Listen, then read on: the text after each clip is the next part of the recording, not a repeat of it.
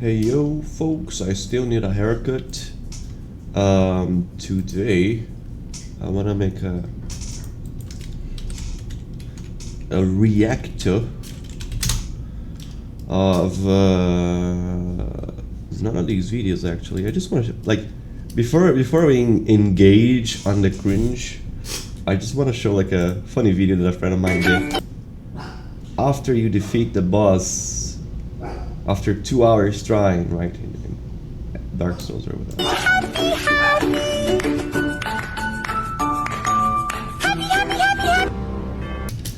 The boss music plays again.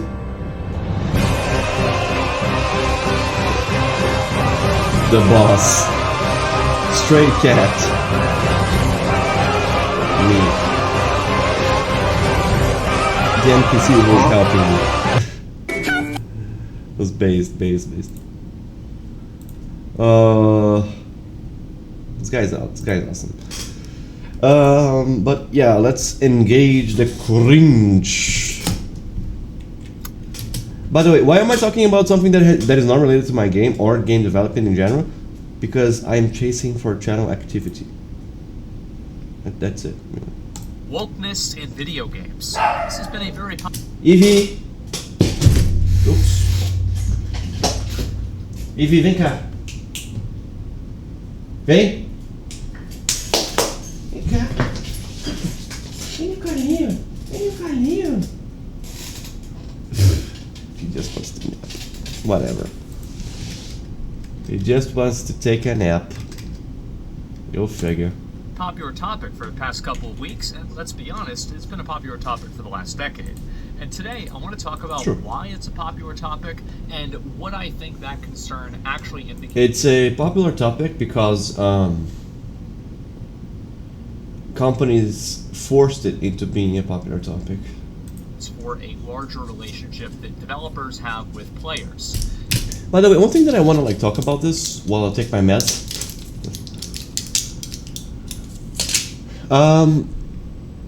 So as it turns out, the whole thing with Sweet Baby, it was basically explained how it worked by a Blizzard dev or I think it was a retired Blizzard dev or something like that.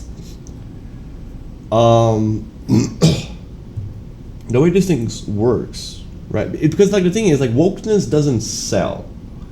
Captain Marvel's was a failure. Forspoken was a more recent example. Suicide Squad was a huge failure, right? So this is not this doesn't sell. Nobody is asking for this. In fact, people are actively boycotting it, and they're boycotting it naturally. It's not I mean, there are some YouTube channels calling for boycotts on these, but the YouTube channels who are calling for this are probably responsible for a very small amount of people who didn't buy the game. Very small amounts.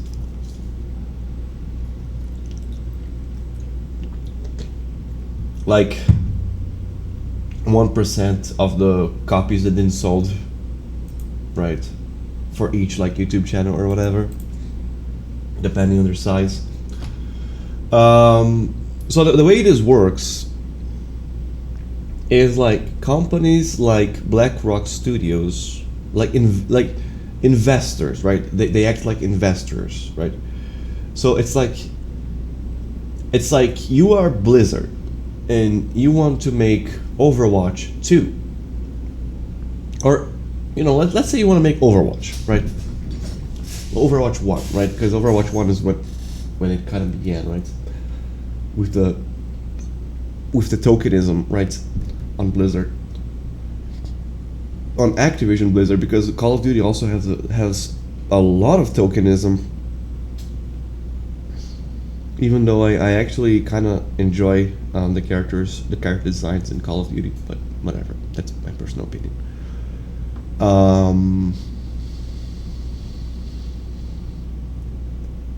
So these investors, they call Blizzard, like they're like, okay, we're going to forward you a fuck ton of money, but you have to make you have to make every single woman in this game a lesbian. And they're like, okay.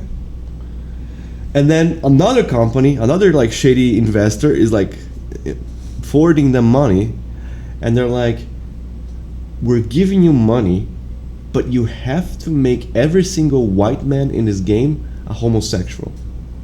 And they're like, okay, so long as we get the money.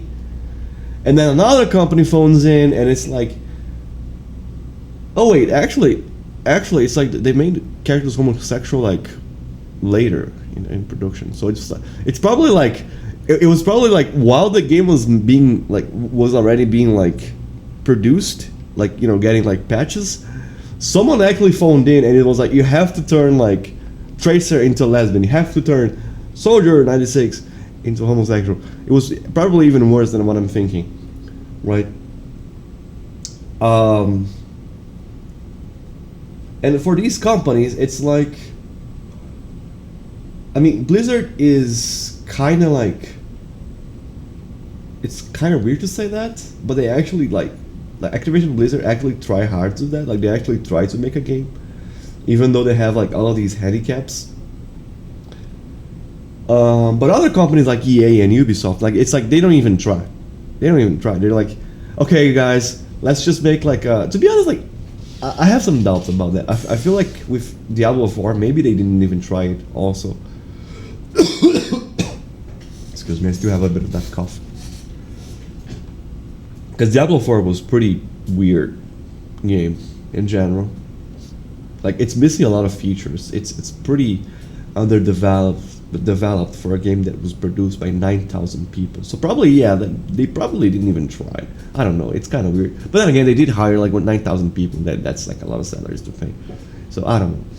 But yeah, like some companies, it's like they don't even try to make a game. Like Forspoken, it was like they didn't even try. Suicide Squad didn't even try. They're like just make whatever, just meme on this game, just make Harley Quinn ugly and make her like kill the Batman, like whatever, who cares? We're getting so like, because like basically what they're doing is they're getting like 100 million to make a game, and then they're wasting like $100,000 to finish the game, right? At least that's like what I understood. I could be wrong with that.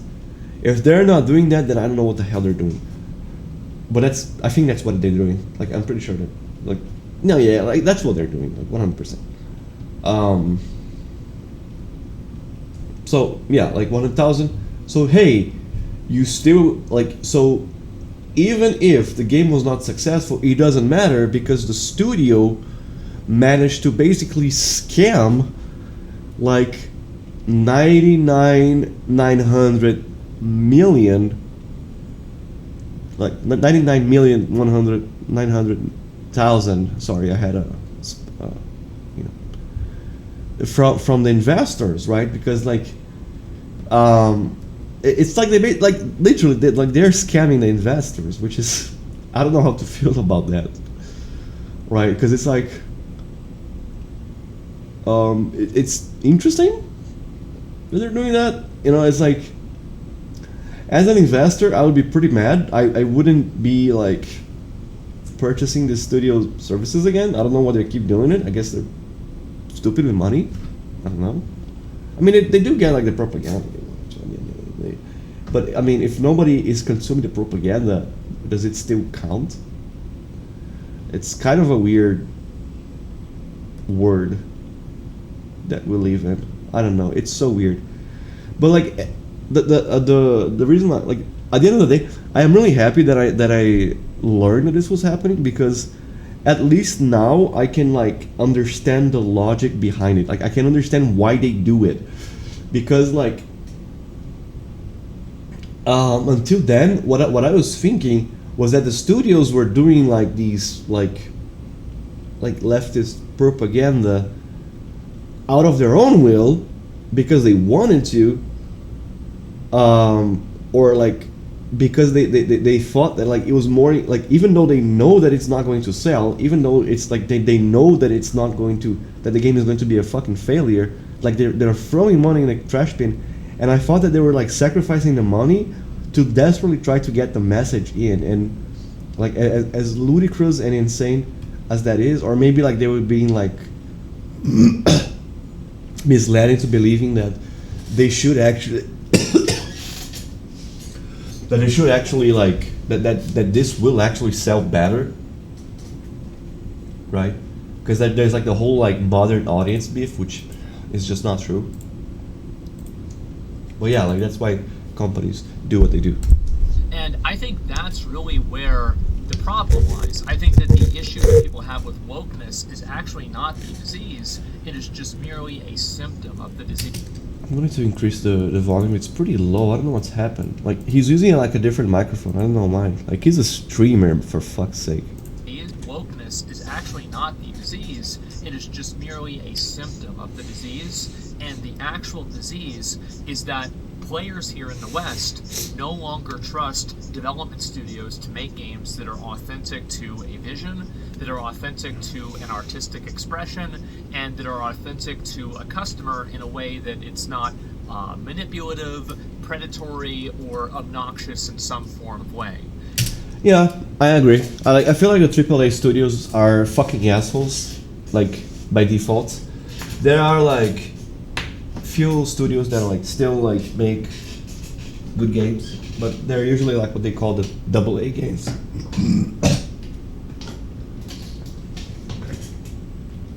Come on. Wire got stuck in the wheelchair. Yeah, like I feel like that's pretty much it. Like I don't think. I mean, trust. That's an interesting word that he's using, because it's like, at the end of the day, people are still giving money to Blizzard, Activision. People are still giving money to Bethesda. So I feel like people still trust, but the trust is diminishing. I feel like that's pretty much what it is. And I think that this is a fundamental problem that goes right down to the DNA of the way that people view Western development studios. And it is a multifaceted issue, like, as I said, with monetization, with political themes. Oh yeah, there's also the monetization thing. But then again, like, the games that over monetize and are like paid services and like what do they call it, like live service, they are still like the most successful ones. Like, people are buying into it, people are paying for it. They don't love it, but they're paying for it, but they're biting into it. So at the end of the day, it's still like a successful marketing, as much as I hate it. With the way that games are released, with bugs in games, etc. All of these things, I think that a lot of people in the West have completely lost trust in development studios, Western development studios, I disagree. to accurately fulfill their needs as players. And I disagree. I don't think they have completely lost the trust, because if they did, people would be solely buying like indie games and AA games. Like, they would not be giving a cent to AAA games or like mobile games, like gachas, like Genshin Impact, Honkai Impact, and all of those games.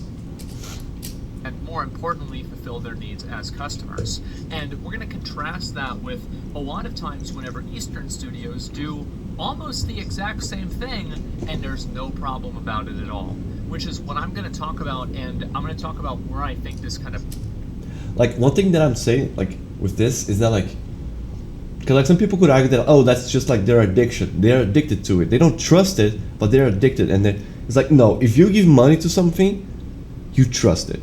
By definition, if you're giving money to something, you trust it.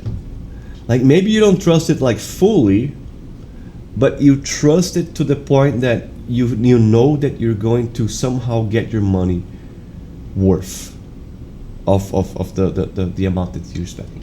that comes from, and why I think people have as much of a problem with it.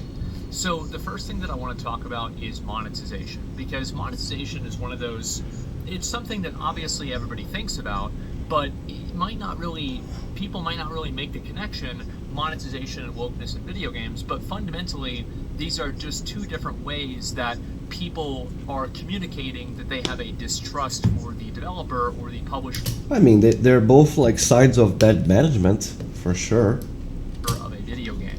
So whenever, for example, a Western video game has a battle pass, whenever it has any sort of other, pay-to-win features or something like that, people might get very frustrated or very annoyed with that.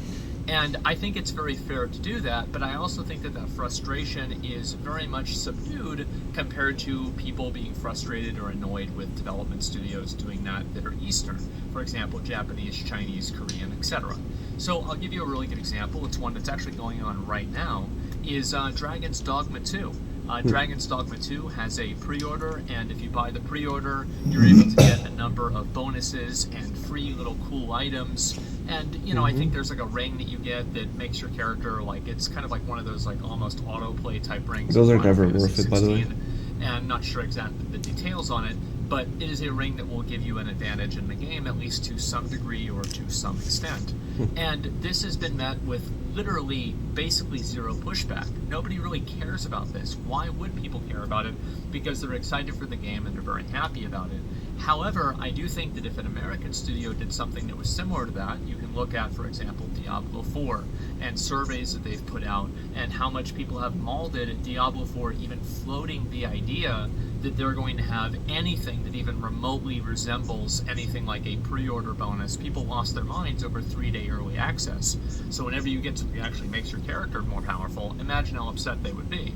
Now, I understand Diablo is a multiplayer game and Dragon's Dogma is a single-player game, but I actually don't think it's that big of a difference. I think that the meme, for example, Ubisoft games having DLC on day one for single-player games, and then also these issues with other games that they have as well, with paid advantages and Oh yeah, there's like this meme for some of those games where it's like the only thing that works is the store button.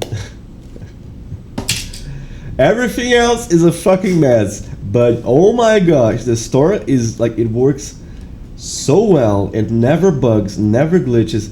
Your game never crashes when you are in the store window. Holy shit, are they good at making the store window work? Convenience items, even in single-player games. This is something that is actually multifaceted. This is something that's happening for multiple games in the West, and the same energy and the same frustration is not being put on developers in the East. And I think the reason why, I think there's a number of different reasons. Number one, I think one of the big reasons is that there is a language barrier. And so a lot of people don't necessarily voice their concerns or voice their complaints against the developers because they assume the developers won't understand them because they're Japanese or Chinese or something. So it's going to be hard for them to... That's not true. That's not true. Japanese devs get shit from American audiences, actually. Like on Twitter, like, dude, Americans find a way. Holy fucking shit. They find a tweeter, they find a personal email, whatever they do, and they send all of their complaints in English. They don't care if it's in, they don't understand. Holy shit. It's like, they do, like, they 100% voice their complaints on I mean, don't you guys remember, like, Final Fantasy 16 when, like, they went extremely vocal about every single thing that they didn't like about the game? And, like, by the way, to this day, I still think that all of the criticisms around Final Fantasy 16 was just because it was a PlayStation exclusive. And if the game was, like, on PlayStation and Xbox, nobody would say a thing. Anyway. With the developer. And so that's number one. And I think number two is that this goes into a grander problem where people have a distrust for American corporations. And so the gaming community... Like, on that note, I think it's, like, not viable anymore for exclusives to exist because, like, I mean, I don't know. It's kind of like 50-50 because, like, no. Because, like, I was going to say, like, Final Fantasy 16 was basically, like, buried by criticisms, even though it was, like, a pretty good game actually. Like I actually want to play that game, like because like from what I've seen, it looked like a lot of fun. But it was kind of buried by critics because because like, console wars, right? Because of console wars, right? Meanwhile, Starfield was basically like sold solely on the fact that it was a Microsoft exclusive, like an Xbox exclusive game, right? Like the game sucked, and the only people playing the fans for that shit game was literal just Xbox fans. Like, fuck. Community exists inside of the American gaming community, and the Western gaming community exists inside of a culture that is increasingly more skeptical about capitalism. And I think also for, in some cases, very good reasons. So, for example, whenever you hear about these quarterly profits that happen on a very regular basis, and then you hear that 800 people get fired from a studio, you put two and two together there, and it seems like somebody's a piece of shit, doesn't it? So what ends up happening... No, I don't think so. I think it's actually like... I like when these people get fired, actually. Like, I feel like... Dude, I mean, for fuck's sake, if you sell shit sandwiches... like, if you are at fucking McDonald's and you are replacing the patties... Like, not the patties, what do they call it? The burgers? For shit burgers? You fucking should get fired for doing that. Are you kidding me? Like, what? Should I feel bad for this person who got fired because he was serving shit sandwiches? No! Fuck off! Get fired! This person deserves to go to jail.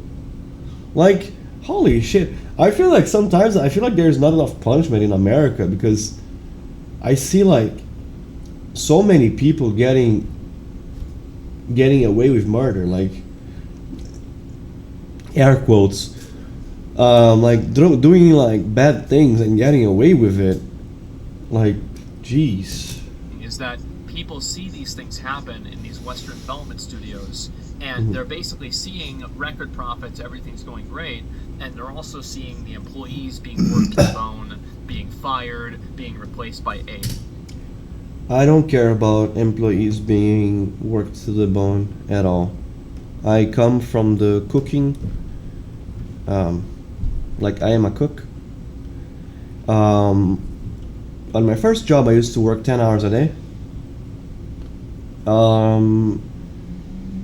My boss used to work 18 hours a day. He would sleep on a good night 4 hours a day. And he was legitimately very happy with his life, his job, and pretty much everything that was going on his life. Like, and so was I. Like, whenever someone cries about working more than 8 hours, the only thing that I see is like first world problems, like privilege. I really couldn't care less. I mean, the real world is not that you're going to work 4 hours a day as a like on your dream job and become a millionaire overnight. No, the real world is that you'll work the whole day just to pay your bills, and you will be happy. And when I say this, like, it might sound dystopic, but you do legitimately find happiness in your job, right? So if you do what you like. AI and just everything. I mean, it's basically what I'm doing with Perga. I'm working all day, but I'm happy. I like it. I love it. In between, and or like one of the multiple sexual abuse scandals, whether it's Riot, the sexual abuses are not fair, I would say. It's like a company isn't bad just because one of its employees was a rapist. It's like saying, oh, if a company accidentally hires a Nazi, they are a Nazi. It's like, what if they knew? Like, it's like, okay, but what if they didn't knew that he was a Nazi? What if they were trying to talk him out of being a Nazi? What if nobody at the business at the job liked the guy who was a Nazi for being a Nazi? There is a lot of what ifs that nobody is taking into consideration. Whenever someone says like all of these scandals, like sex scandals and whatever, they are like blown out of proportions. Like nobody wants to know like the how, the when, the what. They just want to know like, oh, Blizzard is sexist. Riot is sexist. And like it's funny because it's like Riot and Blizzard are two companies that I don't really like. But that doesn't, like, just because I don't like them, I won't be unfair to them. Like, that would be ridiculous. It's like there was like a story on Blizzard where like some idiot was stealing breast milk. Like, but it's not it's not as if like the company is enforcing like their employees to drink breast milk. It's just one fucking asshole who shouldn't be on that job, who should be in fucking jail, honestly, or he should be like in a like locked in a asylum. I don't know. Like that guy is a fucking idiot.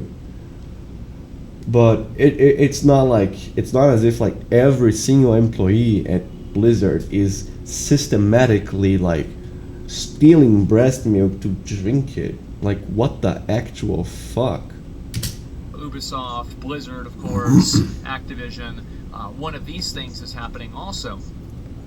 And so what ends up happening is that people just have a growing distrust for these corporations, and because they have a distrust for the corporations, fundamentally that distrust comes from a foundation of the companies trying to put profit above everything else. So then whenever that distrust is manifested and you have, oh wow, it's another battle pass that expires, oh boy, now you've got to play the video game 20 hours a week. So people immediately have that frustration because they're looking at it from the context of American culture. And I think that, you know, if you compare it to, for example... I don't think they necessarily have a frustration. I think the frustration comes... Like, I feel like the frustration comes like a little bit more indirectly. It's not like logging into the game and seeing that now the game has a battle pass. I feel like it's more like feeling the battle pass, because it's like... from the people that I know, like when they see like a battle pass, they're like, oh cool, I can get all these things, nice, I'm gonna, like, you know what I'm gonna do, I'm gonna grind this fucking thing, and then whenever I get all, like, and then if I ever get like to the level 99 of the battle pass, I'm going to buy it and get all of the other stuff, so that I can maximize the battle pass, right? But as the person does this for months and months and months and months, it gets tiresome because this person is forcing themselves to play the game even though they don't really want to, and they're not really like having as much fun with it anymore. So it's more like, I don't think it's frustration. I feel like it's tiresome. I think it's exhausting. Like you are, I think battle passes exhaust their player base. You know, the Japanese culture, at least it seems to be at least a little bit different. Because, for example, you know, Iwata, who was one of the Nintendo guys, Satoru, I believe Iwata, cut his salary as one of the executives at Nintendo whenever the Wii U did not sell well. I don't remember a Western or especially an American game studio ever doing that. So what?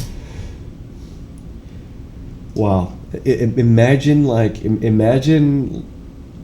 Todd Howard selling his Malibu mansion to take a pay cut for his hardworking employees.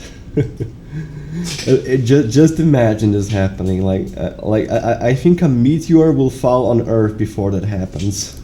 What the issue is that whenever you have an Eastern developer... By the way, I don't know if Todd Howard has a Malibu mansion. I'm just speculating at this point. Probably does. People have the perception that the Eastern developer owns their failures and also owns their successes. But whenever you have a Western developer, the Western developer seemingly, owns their successes and makes you fund their failures by making you buy battle passes or $70 horse packages in Diablo 4. So that's what ends up happening. Hold on. Have a Western developer. The Western developer seemingly, owns their successes and makes you fund their failures by making you buy battle passes or $70 horse packages in Diablo 4. So that's what ends up happening. So people are distrustful from these companies. I'm not sure he's right on that. Like, make you fund their failures.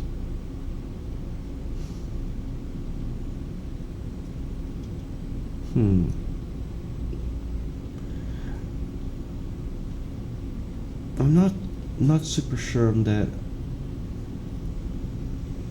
But go on. On a foundational level in terms of the way that they monetize, and that distrust comes from a greater distrust in companies inside of American culture, and of course gaming companies are indeed companies. So people don't trust companies, they don't trust gaming companies, and then they see this monetization in the games. They see Bobby Kotick gets $200 million for selling his company amidst a sexual abuse scandal.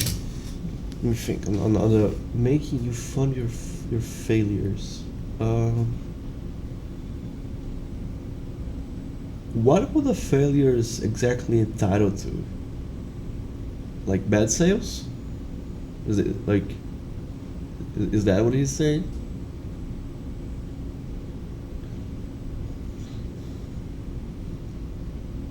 I don't understand what he meant by that, honestly. And people are like, well, this company is a piece of shit. And I think it's pretty fair for somebody to think that, even though obviously I'm sure there's plenty of people that work there that are not, in fact, pieces of shit. 90% of the companies are pieces of shit. That's one of the first things that I wanted to talk about, and it's the first kind of manifestation of this distrust. And the second thing that I want to talk about after this is actually bugs in games. Now, this is a very small thing, but I hate bugs, dude. I mean, ants, cockroaches, mantis. Oh, fucking hate them. I want to talk about it. Final Fantasy 16 originally said that they were going to have a patch, they were going to have a game release with no day one patch. They were not going to need a day one patch. And whenever it came out, and still to this day, that is a very, very big surprise. It's almost unheard of. And you're right, it was, because they needed a day one patch. Does anybody really care about that, though? People were happy that this happened, and people always talk about day one patches and how shoddy things are for American companies. But whenever, for example, Endwalker had problems with Final Fantasy XIV, the the community of the game understood that this was because of a microchip shortage and because that, COVID. Imagine announcing that your game won't have a day one patch only to make it as a day two patch. What a ridiculous self-owned. Time was kind of still a pretty big deal at the point, especially in Japan, apparently, from what I've heard. And so, because of that, people were more understanding of what the issue was. But whenever an American company has servers that go down for, let's say, a day or two, people lose their fucking minds. And again, I think that another big component to this, and I want to repeat this, is that people feel like that they will be able to communicate with the developers and communicate with the company directly. It's very hard to communicate with Nintendo. I've watched enough Smash Brothers to know that very, very well. So I think that that's also a component to it. It's impossible, actually.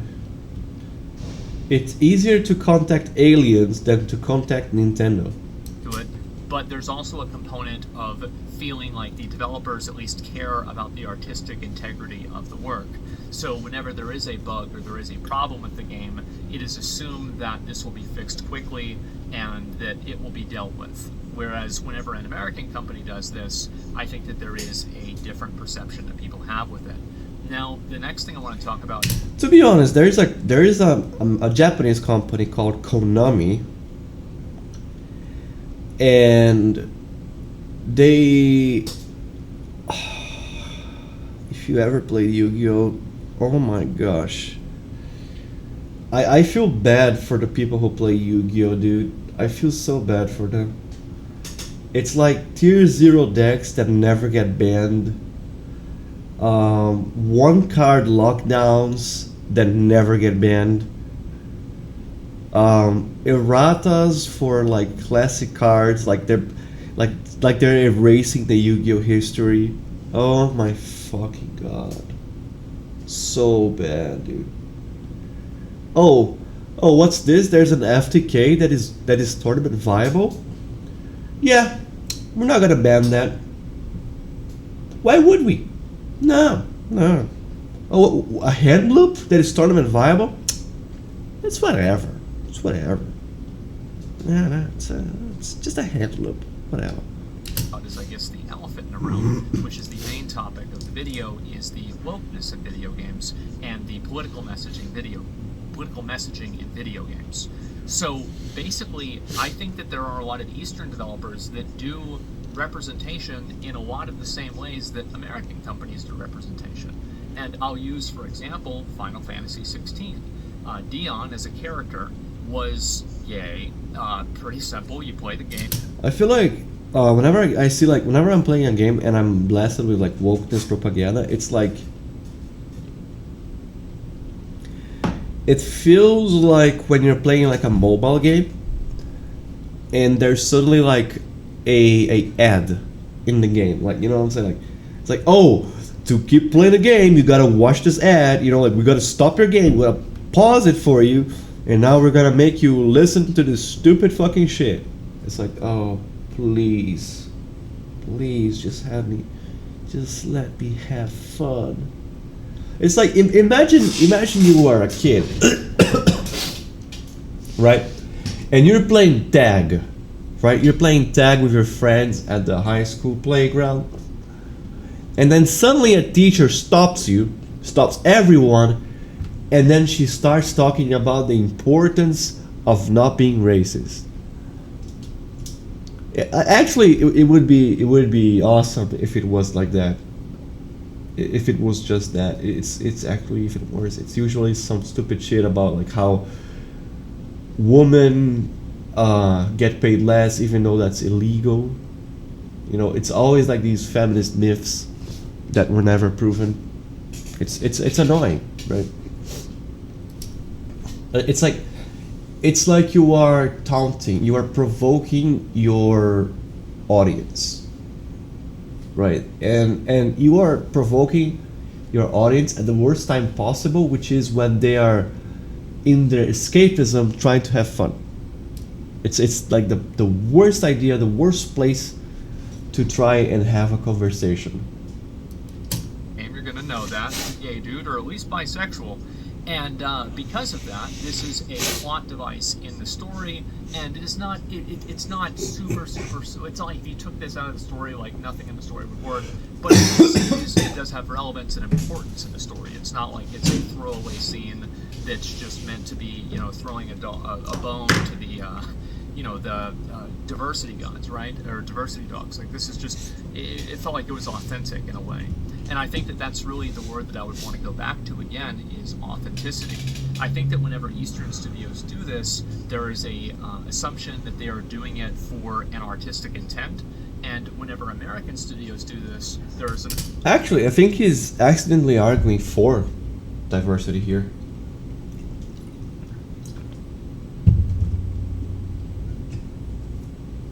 But anyway. Assumption that they are doing it for a more nefarious intent, whether this is to secure funding through some form of ESG. Like, the reason I say this is because, like, you know, if a character is just like if a character being gay is like a plot point, then isn't that like kind of like woke? That's pretty woke. I don't know. Who knows how true that is necessarily, but this is what people think. And at the end of the day, it doesn't really matter how true it is or not. We're talking about perception, and, you know, truth is not always important in perception. So I I don't want disagree. to hear about whether this is true or not. I think that there's a lot of people that think this, and if you go on the internet, you will realize this is indeed the truth to them. And so that's number one. A lot of people think that they're doing it for money. Number two is they're doing it to meet some sort of quota or something like that. And number three, it is developers inserting their personal agenda or their personal politics into the story.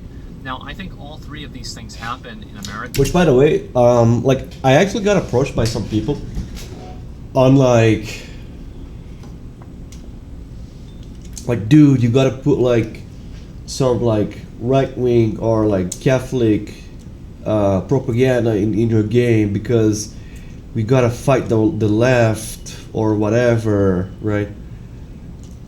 And I'm like, no, I'm not going to do that to per guy because it's like again, like nobody wants to see that. Like this is going like players just want to have fun. They just want like a place to escape to. If I go like about how like I don't know like Victoria like which is basically like the antagonist of the whole game. If I go about like how she is like evil because she is like I don't know a Buddhist or whatever. An Orthodox, I guess, because she's Romanian. I guess she would be like more of an Orthodox. And how Amy is like the based Giga Chad girl who is like Catholic, and she constantly preaches about the importance of I don't know, loving God, and this is like constantly preaching about how the Catholic Church is evil and how she hates them. Or like on another like note, if this dude was like more of a right wing, which he kind of is actually, and this dude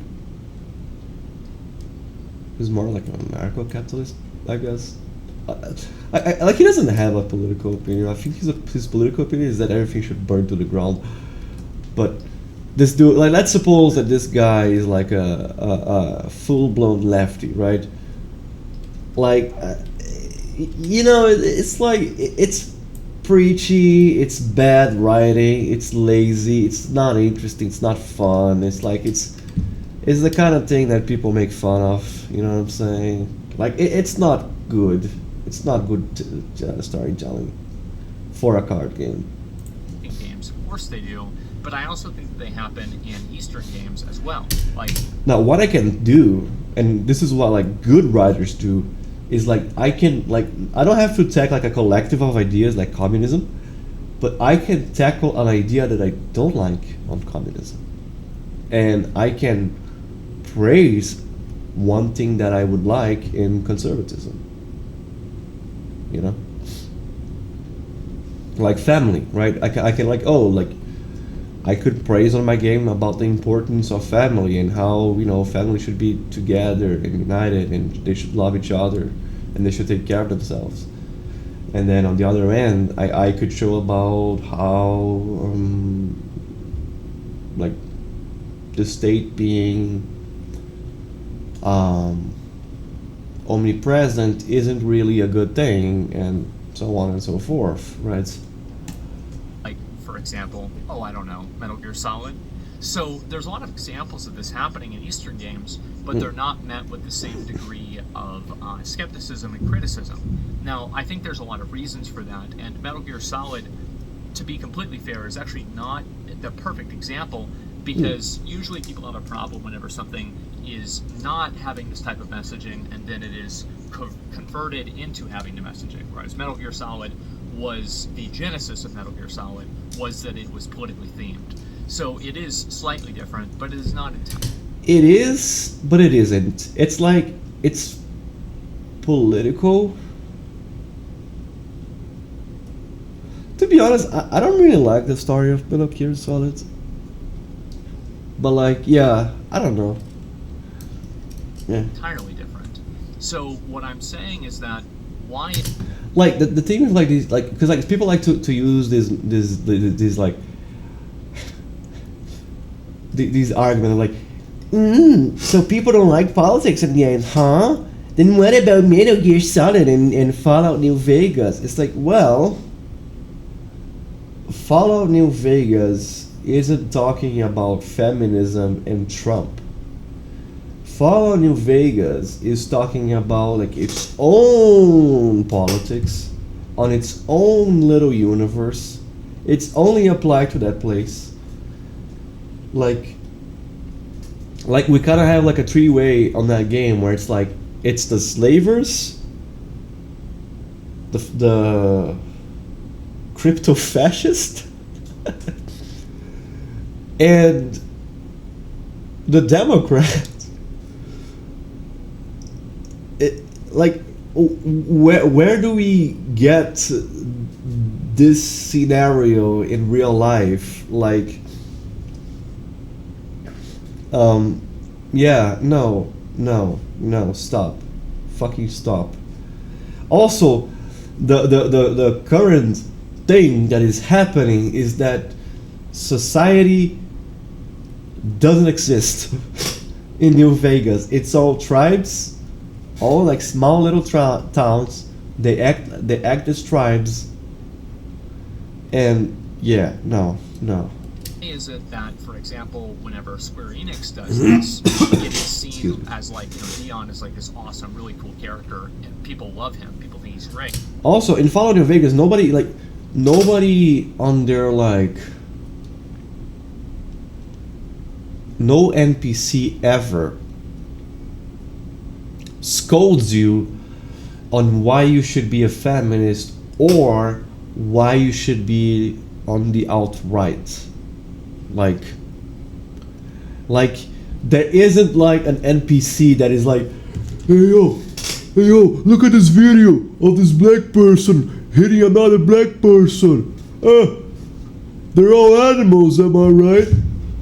There isn't that in Fallout New Vegas. There isn't a fucking retard.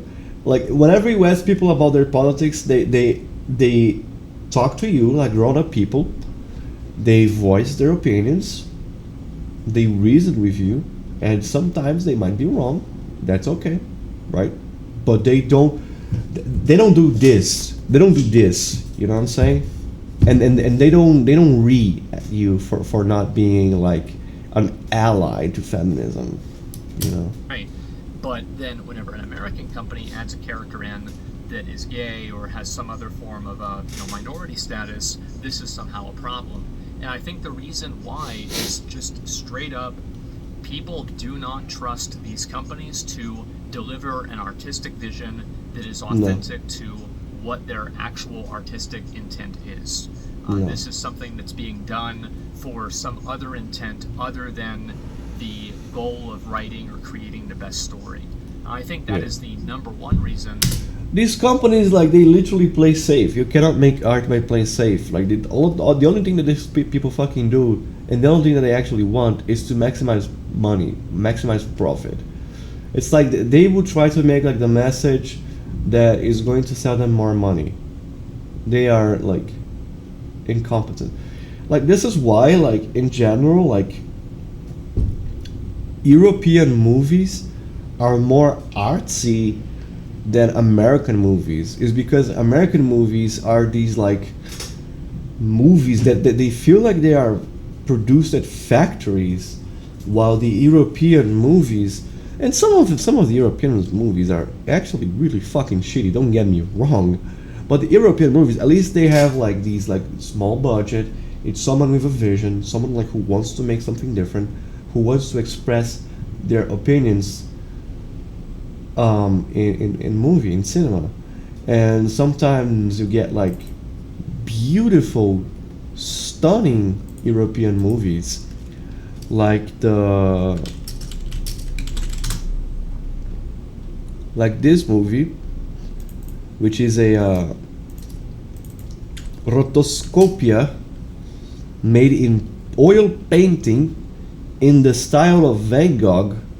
Like they filmed the actors and then someone painted over like the frames with the Van Gogh art style, and this movie is just fucking beautiful.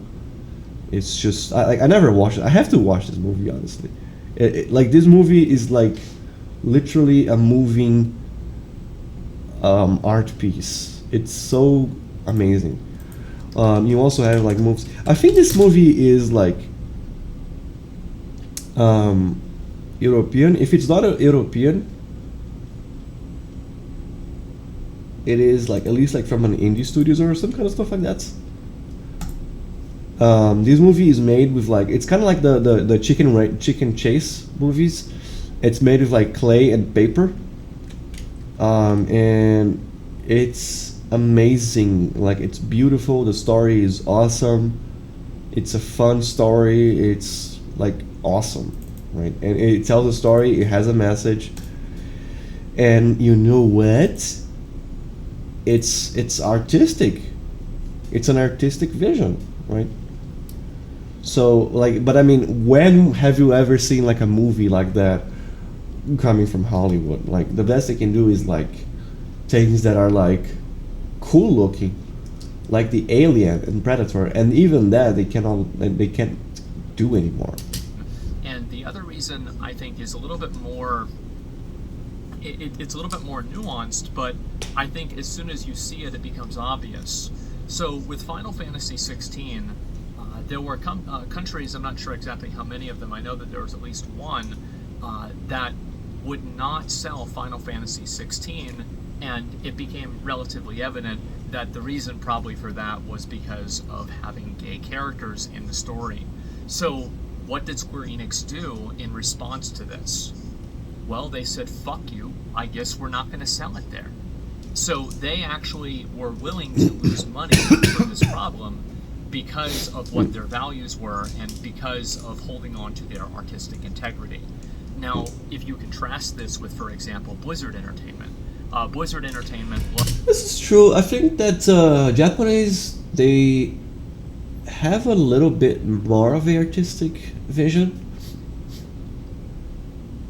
I think the Japanese culture values more that kind of vision. Even if it's like subtle, even if it's just a little bit. Like, you kind of see that in manga, right? Where like people, like, when they analyze manga, like they like, when people make manga, they try to go like a little bit beyond what's already in the industry. They try to be like a bit different, and they do. And people, when analyze it, they analyze critically every single like detail, every single point, like to like the characters' hairstyles, to like to their designs, to like plot points, to messages, to all these things. I think just Japanese people are overall more analytical than Americans. I think that's like a cultural thing over there. Loves to parade around the different people, different sexualities of people, the different, like the different races of people, women's diversity, etc., in these different videos that they do, and they like making posts about this, and basically using these people as marketing tools. But whenever it comes down to it, the Overwatch League, I'm pretty sure, is in Saudi Arabia now, and so isn't that a very interesting situation? And so whenever I see this kind of stuff happen, you can clearly see that this company does not really have any morals. Or to be honest, Saudi Arabia is the most like progressive of the Arabian world, but that doesn't mean much. Does not really have any ethics or values. And I think that that's what really makes people distrust these American companies, is because whenever these companies have nothing to lose, they have no problem advertising and talking about how much they care about different minorities or protected groups. But the moment that it can actually cause them to lose money, or the moment that these people are actually their employees that need better treatment, somehow this is a lot different. And you have to understand that global markets and like cultural relevance and everything like that. They don't care. And the reality is that Blizzard has literally no problem literally erasing gay people. Like, I'm sure Soldier They don't give a 76 shit. and Tracer are probably not gay. Yeah. Whenever they do the Overwatch League, they're They not just want the money. communicated in the same way. And Like I said at the beginning of the video, they don't give a shit about the political agenda at all. They only want that quick buck from the investors. That's all they want.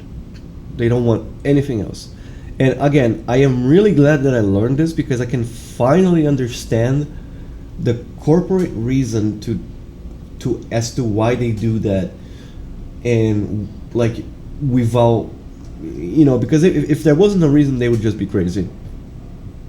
They would just be like collectively like crazy, which is a much scarier thought because that would mean that we are truly living in a mad world. So at least we are not in that point yet. media over there, because of that, is the same as they are here, because obviously of the culture over there. And these companies are willing to bend the knee to cultures that are, by their own definition of what they stand for, completely antithetical to what their foundational beliefs are. But it doesn't matter to them because they can stand to make money off of it, and so they do it. And I think that this is, and I want to address also another thing, because again, you're seeing these companies that will just do this, and I think also it would be okay if they did this. It's almost like you can't have your cake and eat it too. You can have your cake or you can eat it, but you can't have both. So I don't like that what ends up expression. happening is that you have these companies that like to, on Pride Month, Every time I make pasta, I eat it. Like that expression makes no sense. change all of their stuff to a rainbow. But then the moment that you look at what is their Like, what do you expect me to do? Like, to make pasta for me and to not eat it? What the fuck are you, like, what is this expression? Like, oh my fucking brand gosh. for different areas in the world? Well, they didn't change any of these other brands. They're just changing it for the more westernized ones. So, and why is that? Well, that's obviously because they don't want to alienate people in that group. So it's like, do you really believe in this, or are you just using this as a tool for marketing? And I think that really, whenever you see things like the Overwatch League going to Saudi Arabia and Overwatch esports going into the Middle East, it becomes very evident that Blizzard does not actually have any values outside of money. And Yes. I think that that's also another very big factor, is that you compare that with Square Enix, who is willing to, again, lose money for their values. Yeah. And it's not even losing money for your values, it's losing money for the artistic integrity of your product. You have to fundamentally change your product in order to adhere to somebody else's social norms. So To be honest, I feel like you could argue that they have a value, and that value is nihilism, because they don't care. But anyway. art is not good enough to exist on its own. Now it has to be modified, altered, and fundamentally censored in order for it to meet a, in a lot of ways, a reductive cultural standard. Obviously, they can do things however they want, but, I don't necessarily agree with that. But again... Ooh, or maybe they're like... No, I mean... no. Let's just go. If you're making games like this and you're selling them over there, I don't want to hear about how much you care about gay people. Like, just straight up. This is insane. And so these companies are using these different people as basically a tool for marketing. And I want to address a concern that a lot of people might have, or a comment that a lot of people might have, is that it doesn't matter that they're doing this, because even whenever they provide this type of representation, it is still a net good. And I completely disagree with that, and I want to explain why I disagree with it. The reason why I disagree with it is because basically what ends up happening is you take a pure ideal, and I'm not saying pure as in terms of like completely good, but is pure in terms of it being untainted by any sort of outside entity, whether the ideal is capitalism, communism, gay rights, gun rights, anything like that. You take an idea that is a pure idea, and then what ends up happening is that this company tries to attach their brand to this idea, to use this idea as a marketing tool for their brand. If you've ever seen the way that parasites infect bugs, this is actually extremely similar. So they are effectively parasitic on these social issues, because they are using these social issues as a they hijacked it. And in the process of that, they are polluting these social issues with their own brand problems. Because a lot of times the companies that are using these social issues as effectively marketing tools do not have pristine reputations. I think, again, Blizzard is the best example of this. So you have Blizzard, who's had multiple scandals, sexual, allegations. To be honest, I think that the companies that are like providing money, that are like investing on the shit companies, are actually being like really fucking stupid, because like they should instead of like insert money on big games and say put our values in, like put our agenda in it. I think that what they should do is like find games that have their agenda, like indie games, indie developers who have their who partake on their agenda, and fund these people, because these people are going to be much more passionate about their project, especially with a lot of fucking money, than people who don't give a shit about their agenda at all. So I think they're fucking up. This like weird stuff, deleting the gay people from like the game in different parts of the world, and all of these other kinds of issues, not to mention issues that are inside of their own games that took them over 10 years to fix. These are all problems that have been going on for a long time. And so then whenever you see them doing this and you see this issue, I think that a lot of people take the issue less seriously, and the mental messaging of that is that this issue is not legitimate, and they are delegitimizing and making people skeptical of the issue because the company is attaching themselves to the issue, and people are actually skeptical of the company, and they become skeptical of the issue through basically, like logical cause and effect. And I think that's why I find it to be so bad whenever these companies do this, and they do it in a cynical and self-serving and profit-driven way. I don't have a problem with a company that wants to stand on business like Square Enix and say, hey, this is what we believe in, and we're willing to lose money on it. But in my opinion, whenever I see a company that has values that they will not or they will compromise for money, well then you don't really have values. You just more or less have different marketing tactics, don't you? And I think that's really the main... Like, this is something that I'm kind of doing in my game. Like, the women in my game, they're beautiful, but they're pretty covered, right? And they are pretty covered because of Catholic values, right? Like, this is like a compromise, right? That ultimately is going to make me lose money,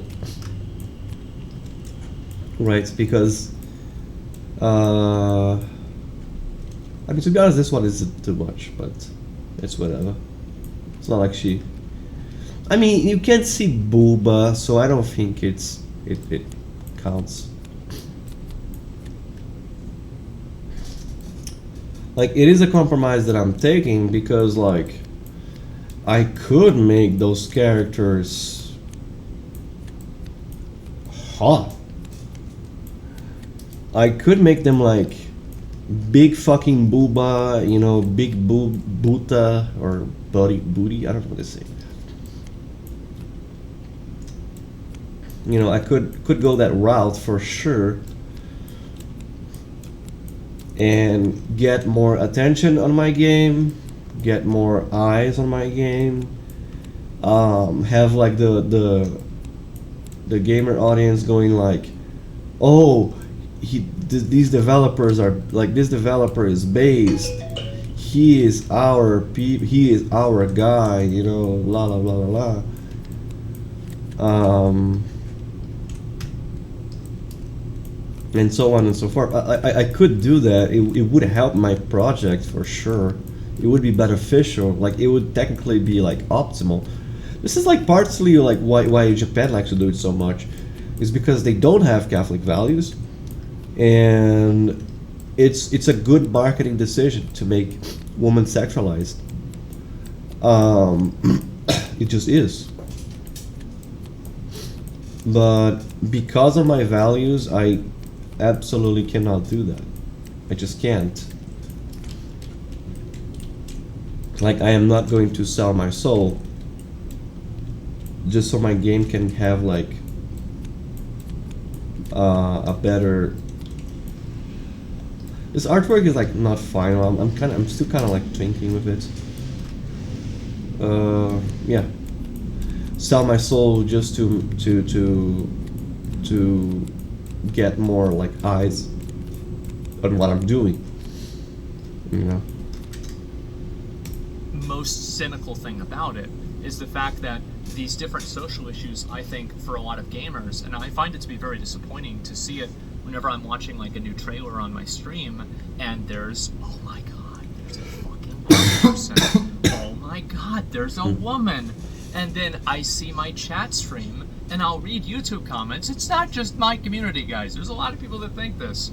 And everybody is spamming woke. They're like, oh, woke game. Oh, no, another girl protagonist, everything like this. And I think that all of this is contributing. They tainted. Before, like 10 years ago, like you could have a woman as the main protagonist of anything, and nobody would think anything about it. But because like they pushed it as a narrative and as a like ideological propaganda, now everyone will see it, even if it isn't there. They poison the well, basically.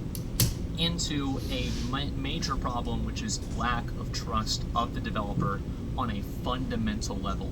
And so, hopefully I've illustrated kind of like where these problems come from. Whether it's coming from monetization, whether it's coming from communications, whether it's coming from game development, whether it's coming from the way that the companies address bugs. I think that there has been a massive disconnect between what the, like, I want to say American, but like really it's Western population wants as players, and what the studios are at least communicating to those players in terms of their messaging, in terms of the way that they develop games, and also in terms of like how they market these games. Because whenever these games are using these social issues to market themselves, and then just suddenly ignoring them in these other different parts of the world where the social issues aren't as popular, you can clearly see that the social issue is not something that the company actually holds value in. It's just, well, it is something the company holds value in, but that value is monetary and not idealistic or principle driven. And so I think that one thing that people have to keep in mind is that every single time that one thing that I want to like kind of like, because we don't care about what Asmon's saying. Nobody cares.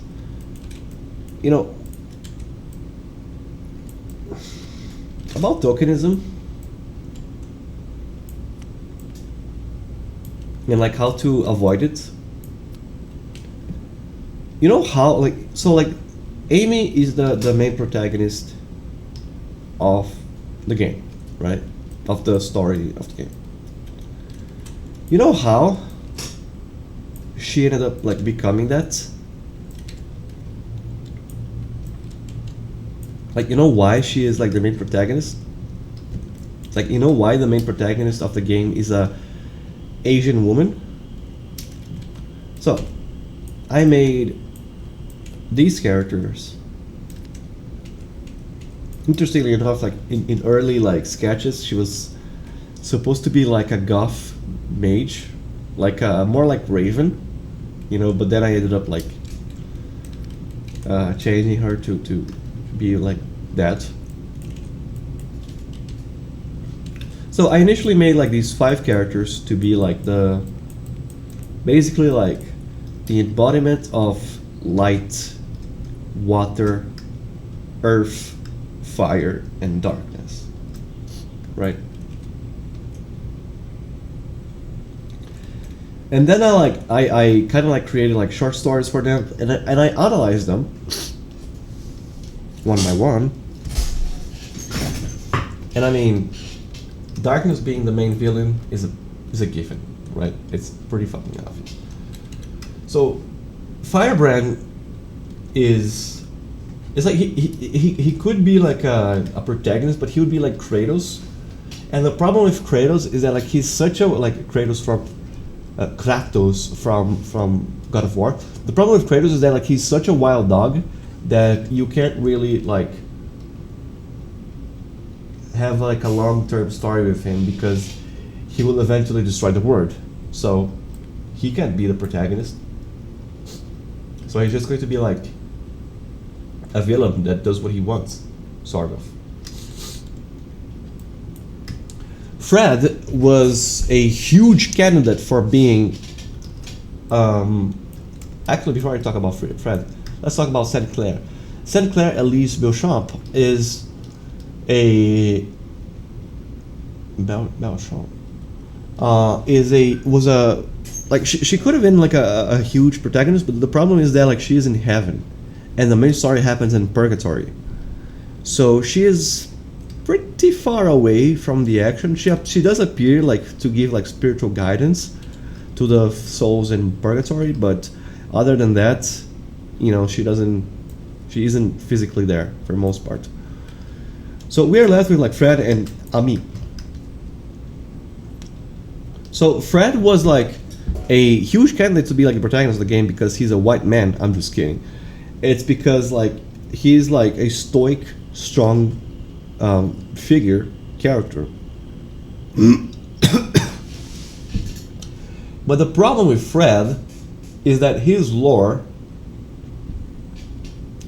is that he's basically like in what's like the equivalent of like the Black Forest of Germany, or like the Amazonic, like the rainforests of Brazil. He's basically like in that forest, and he wants like he found peace there, and he wants to live there, and his duty is with the forest. He wants to protect it and its inhabitants. Like he is pretty much always there. He doesn't like moving, going anywhere. Like he's basically just like the one person single-handedly preserving an entire like natural habitat. I mean, he has like superpowers. Like he's connected to the tree, so he can do that with his like powers, right? He can turn the trees into trends to fight for him anywhere. So he is like too much of like a inactive figure to be the protagonist, which leads us to Ami, which fits perfectly as like the protagonist, because she was a researcher. She was like she is a researcher. She's someone like she is an adventurer. She is someone who is like seeking relics and hidden treasures and documents and like history. Like she's researching the past of this world. She's trying to uncover mysteries, which makes her like just a perfect storm to be like the protagonist of the game. Like I didn't like just sat on a table with a bunch of like pink colored women and said like the protagonist of the game has to be a woman and she has to be of color. Like no, I just made her like that. Like she was originally intended to be like a white goth girl, but through like as the AI was making sketches for her, it made her as an Asian, and I felt like it was like pretty interesting depiction. So I rolled with it, and that's it. Like it's like I picked the characters, like I made characters, and I eliminated them one by one until I found the proper one, and the proper one just so happens to be of color. The company does that, and they attach there you go. themselves to That's how you can like diversify your game naturally without having to resort to tokenisms. one of these issues. And you can clearly see that there are inconsistencies, or they're doing this thing because they're trying to like make money, and they're not doing it, or like affording to lose money on it.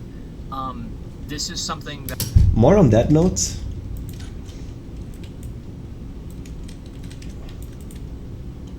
Because people are going to point out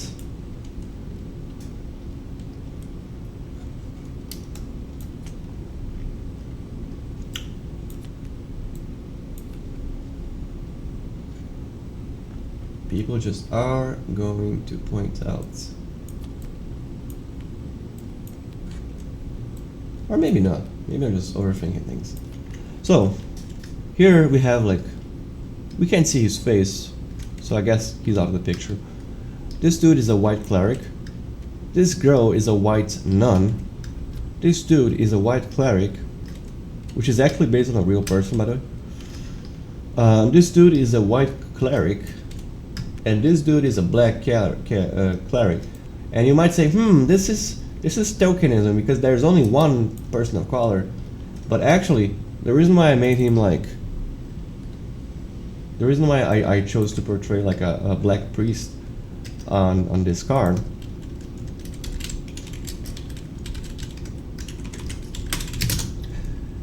is because I was thinking of a real black priest that I follow on the social medias.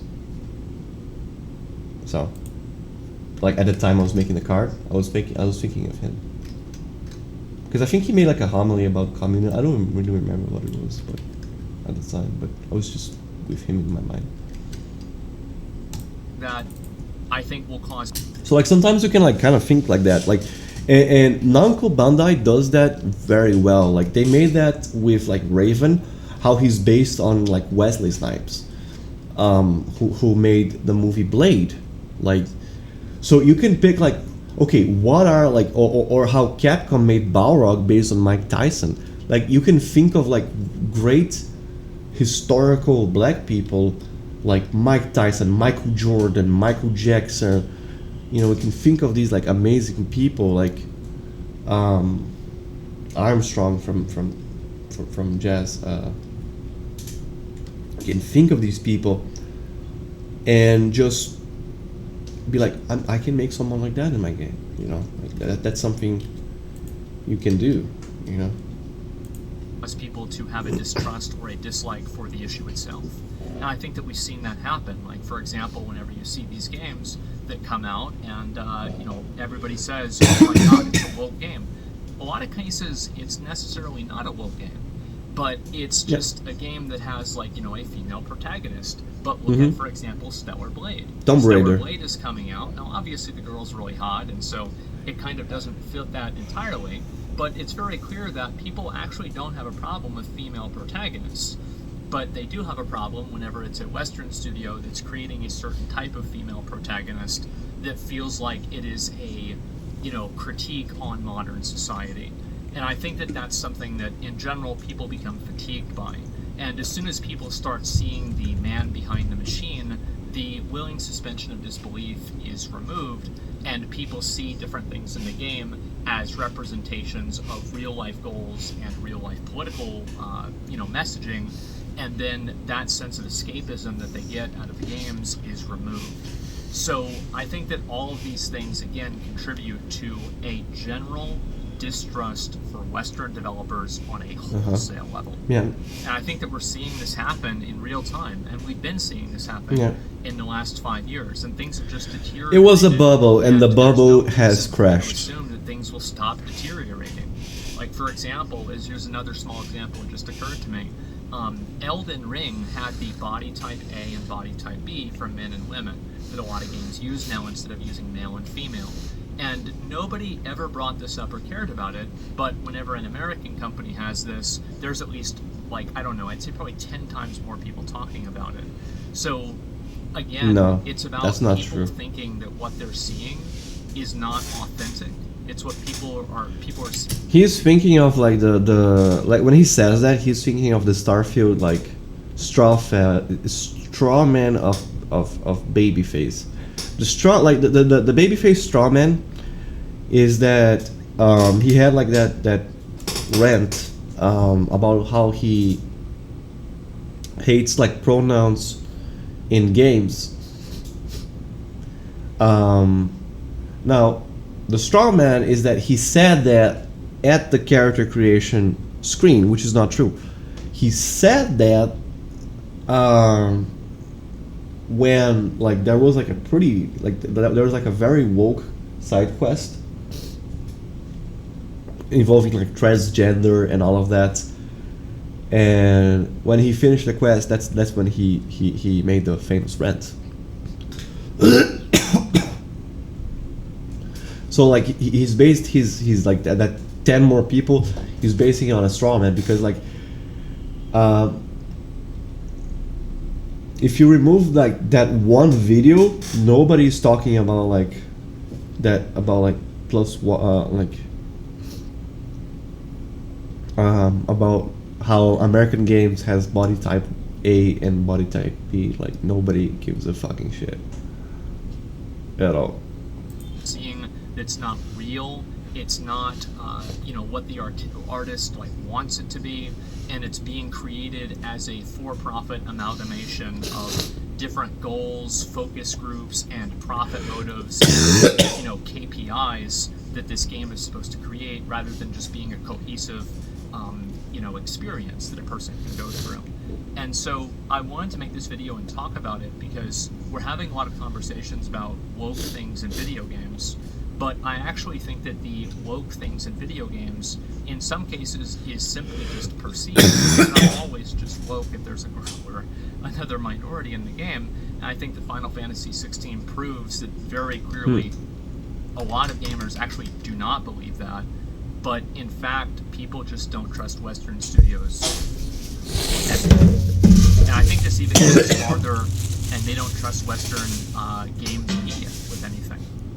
And I don't know what the solution to this is, to be honest with you. I really don't. I'm not sure. I do wish that companies would stop using social issues to market themselves, and companies would stop making statements about social issues whenever the company isn't willing to lose money on the social issues. And also sometimes I think companies use support of social issues as a way to whitewash previous controversies, which I think not only seems extremely fake, but it also hurts. These fucking diversity is like such a fucking bullshit, because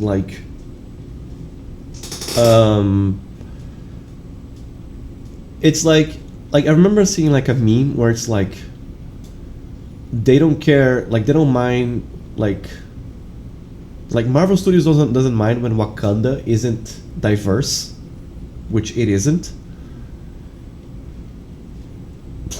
As a matter of fact, like, dude, people from the alt-right liked the Black Panther movie because because Wakanda is basically like an alt-right African state, right? It's only like black people. Like, this is what alt-right want. They want like segregation. They want whites in one country, blacks in another country, and yeah, like that's what the movie was showing. So they have like no problem with Wakanda not being diverse, but Asgard, oh no, Asgard has to be diverse. It needs to have like an Asian woman, a black person, and so on and so forth. You know what I'm saying? So like, it's like it's like diversity is when the game doesn't have like white men. It's so fucking fake. You know what I'm saying? Like, non-diverse pieces of media are ironically more diverse than diverse pieces of media. Like, fuck.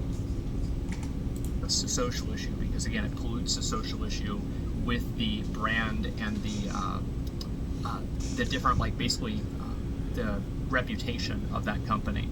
So I would really like to see that stop. And I think that nobody has a problem with a company that's willing to, have a real value and is willing to lose money on that value.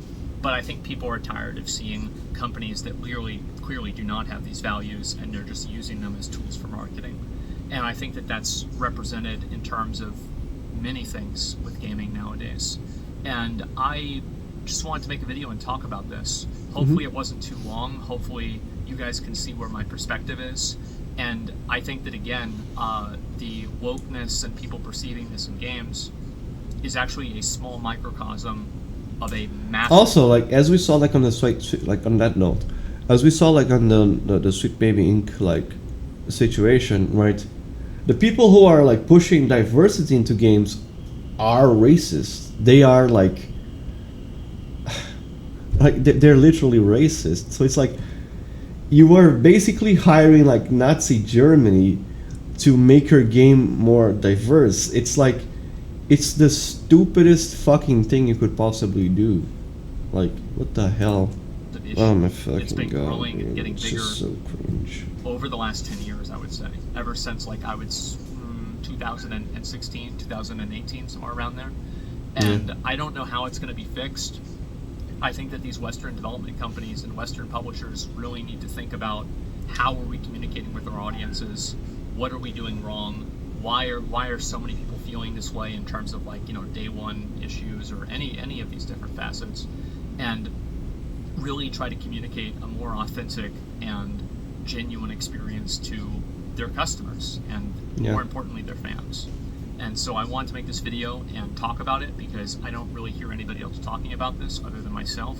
And I wanted to sit here at 5 in the morning there are a lot of people talking about it, especially and, now. have a conversation about it. So I'd be curious to hear what you guys' thoughts are.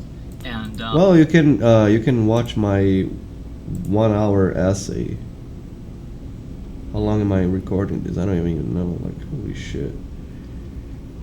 I am recording this for 1 hour and a half. So if you want to watch a 1 hour and a half video, then by all means. But yeah, this will be it for the video. It was an interesting talk for sure. I think he repeated himself a lot.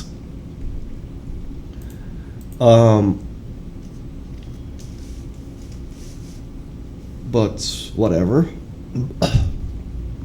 That's my takes on this issue. Yeah.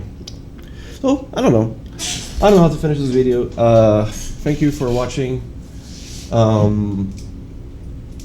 I am going to like make more. How can I say? Like I am balancing some cards. So I'm going to probably, like, next week I'm going to make like another devlog on the changes that I made from the game. But yeah, other than that, that's going to be it for today. Holy shit, that was a long video. So goodbye, folks. Thanks for watching this infinite video. And yeah, man, like, just goodbye. See you later. I don't know what to say.